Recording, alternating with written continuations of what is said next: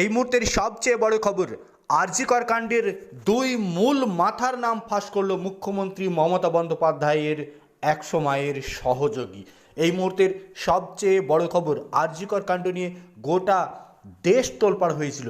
সেই আরজি কর মামলায় সঞ্জয় রায়ের জেল হেফাজত হয়েছে।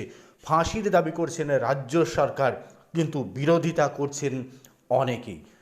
সেই আরজি কর কাণ্ডে যে দুজন মূল মাথা, যাদের কারণে তথ্য প্রমাণ লোপাট হয়েছে, এমনটাই মনে করছেন মুখ্যমন্ত্রী মমতা বন্দ্যোপাধ্যায়ের এক সময়ের ঘনিষ্ঠ সহযোগী, যিনি সরাসরি রাজ্য সরকারকে বারবার কাঠগড়ায় তুলেছেন, বেকায়দায় ফেলছেন।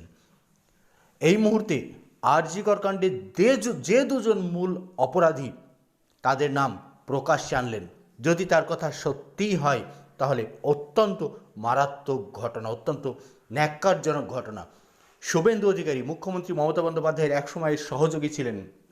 সেই শুভেন্দু অধিকারী আরজি কর কাণ্ডের যে তথ্য প্রমাণ, সেই তথ্য প্রমাণ লুটের জন্য দায়ী করেছেন বিনীত গোয়েল এবং মুখ্যমন্ত্রী মমতা বন্দ্যোপাধ্যায়কে। জানি না এই ঘটনা কত দূর সত্যি, তবে শুভেন্দু অধিকারী যে তথ্য প্রমাণ তুলে ধরেছেন এবং মিডিয়ার সামনে যে বাইট তিনি দিয়েছেন, তাতে সরাসরি বিনীত গোয়েল এবং মুখ্যমন্ত্রী মমতা বন্দ্যোপাধ্যায়কে তথ্য প্রমাণ লোপাটের জন্য দায়ী করেছেন, এবং তাদের কেন জেল হবে না সেই প্রসঙ্গও তুলে দিয়েছেন শুভেন্দু অধিকারী। আরজি কর কাণ্ডে ওই দুজনই দায়ী, এমনটাই শুভেন্দু অধিকারী বলছেন। যদিও বাংলার মানুষ জানতে চাইছেন যে আরজি কর কাণ্ডের মূল অপরাধী কারা, কিন্তু শুভেন্দু অধিকারী সরাসরি দুজনের নাম আজ প্রকাশ করে দিলেন।